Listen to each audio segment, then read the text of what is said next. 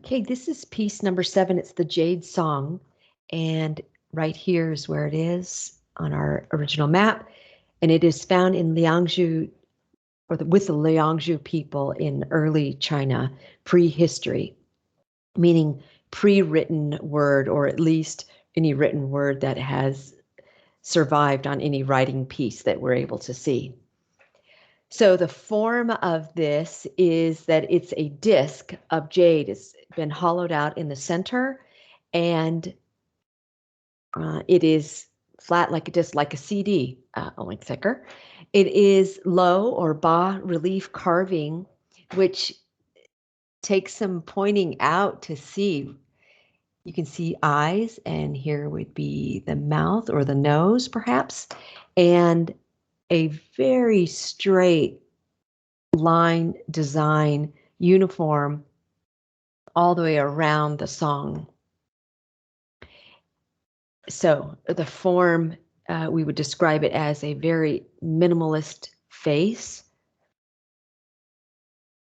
Also in form, we would say that this is made of jade, and with jade comes this whole array of colors.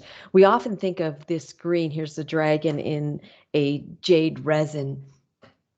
So we often think of the green, but jade can be found in these variety of colors. The other thing to know about the form here in jade is that it is a super hard material. So on the Mohs hardness scale, 10 being the hardest and diamonds are 10, then a jade item or the jade substance is around a 7.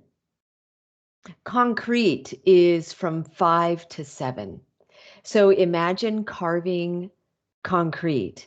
That's what it's like to carve this jade. And you can see just the the size of this is so small, and the uniformity with which they were able to carve these lines and these circles. That's amazing.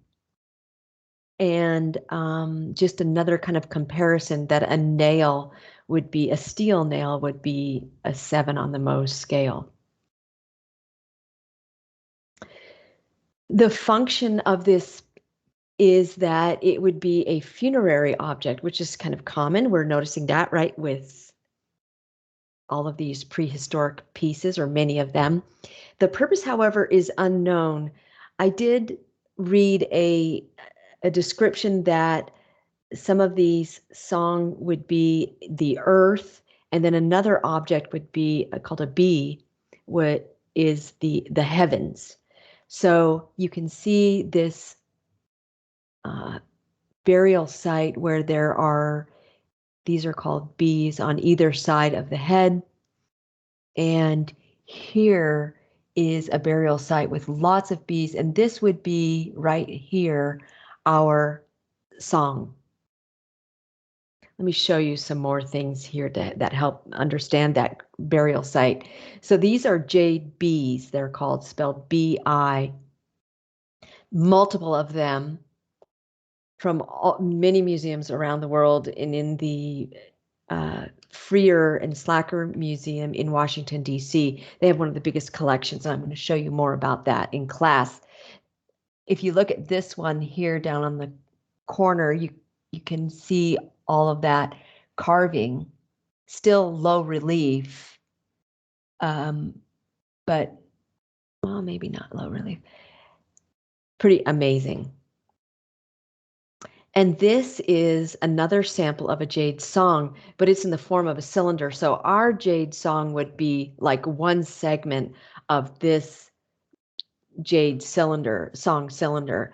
This is one piece of jade hollowed out in the center, and also has this uniform carving that we see in our own piece. And here are 2 more samples for you just to see. There's a little bit of diversity in the design, yet it's also quite similar to our piece. And this one is for sale. If you go to the sale price, it is listed for $2,500. But there are many of these, so I'm going to go back here to this grave site, then you can see the cylinders, the bees, and the song. So you can just see how many there were in a burial site. So what we know about this is that when a culture spends this much time on these objects and they're so precise and it is such difficult work, we know that they are valued. And when they're placed in a burial site pretty uniformly across burial sites, then we know that they also had value, that the culture was putting a lot of energy into this. So we don't yet know whether or not these songs represent the earth and the bees represent the heavens. We don't know their purpose, but we do know that they're very important and they required a lot of sophisticated techniques in order to make. All right, these are the Jade songs.